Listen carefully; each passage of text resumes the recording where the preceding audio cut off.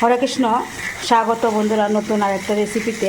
তো আজ রান্না করলাম কচু শাক, একদম রাজকীয়ভাবে এই কচু শাক রান্না করলাম। যারা যারা এখনও কচু শাক খাননি, একবার এইভাবে কচু শাক রান্না করে খেয়ে দেখবেন, খুব ভালো লাগে। আর আমি কীভাবে এই রাজকীয়ভাবে এই কচু শাক রান্না করলাম, অবশ্যই আপনারা আমার এই পুরো ভিডিওটা দেখতে থাকুন। আর একদম অসাধারণ হলো এই কচু শাক, তো অবশ্যই আপনারা আমার সঙ্গে থাকুন।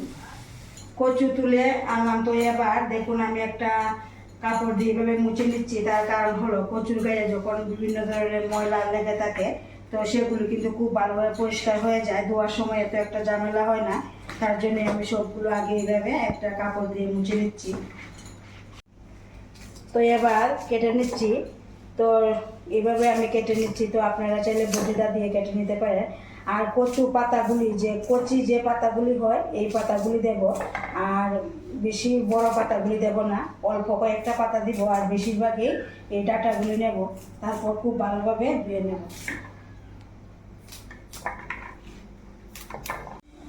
কেটে নেওয়ার পর খুব ভালোভাবে ধুয়ে নিলাম। তো এবার সেদ্ধ বসিয়ে দিচ্ছি, কড়াতে জল দিয়ে দিলাম। এবার এই কেটে রাখা কচুও দিয়ে দিচ্ছি। তো এখানে কচুর সঙ্গে আমি একটা আলুও সেদ্ধ করে নিলাম, আর লেবু পাতা দিয়ে সেদ্ধ করলাম, যাতে কচু রান্না করার পর কেলে গলায় না ধরে। তো এইভাবে সেদ্ধ করে নিতে হবে। তো এবার এখানে আমি পুরন দিয়ে দিলাম, শুকনো লঙ্কা, তেজপাতা, পাঁচ মশলা, গোটা গরম মশলা দিয়ে একটু হালকা ভেজে নিতে হবে। তো এবার মশলা এখানে জিরা, ধনিয়া, আদা বাটা, কাঁচা লঙ্কা বাটা, পরিমাণ মতো হলুদ, পরিমাণ মতো লবণ, মশলা এখানে খুব ভালোভাবে কষিয়ে নেব। তো মশলা এখানে কষানো হয়ে গেল, এবার সেদ্ধ করা এই কচু দিয়ে দেব। দিয়ে দেওয়ার পর মশলার সঙ্গে খুব ভালোভাবে মিশিয়ে নেব। আর এখানে 5 মিনিটের মতো রান্না করব, অল্প আঁচে রান্নাটা করতে হবে। একটা ঘি মরিচ দিয়ে দিলাম। ঘি মরিচ দিয়ে এই কচু শাক রান্না করলে একদমই খুব টেস্টি হয়, তো আমার কাছে ছিল, দিলাম। তো 5 মিনিট এখানে রান্না করে নিলাম। এবার ভেজে রাখা আগের থেকে পনির, তো পনির দিয়ে এই কচু শাকের রেসিপিটা একদমই কিন্তু অন্যরকম, খেতেও খুব টেস্টি হয়। তো এবার পনিরটা দিয়ে আবারও খুব ভালোভাবে নেড়ে চেড়ে নেব।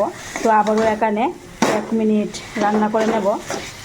তো এবার ঘি দিয়ে দিলাম। তো আমি কিন্তু রান্নার মধ্যে ঘি বেশি ব্যবহার করি না, তো কচু শাকের মধ্যে একটু ঘি দিতে। তো ঘি দিয়ে দেওয়ার পর খুব ভালোভাবে একদম নেড়ে চেড়ে মিশিয়ে নিতে হবে।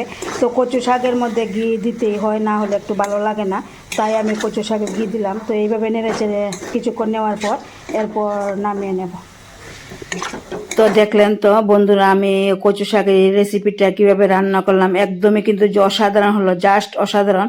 তো আপনারা এর আগে এরকমের কচু শাক খেয়েছেন কিনা অবশ্যই জানাবেন। আর আমার রেসিপিটা ভালো লাগলে অবশ্যই একটা লাইক দিবেন, শেয়ার করবেন।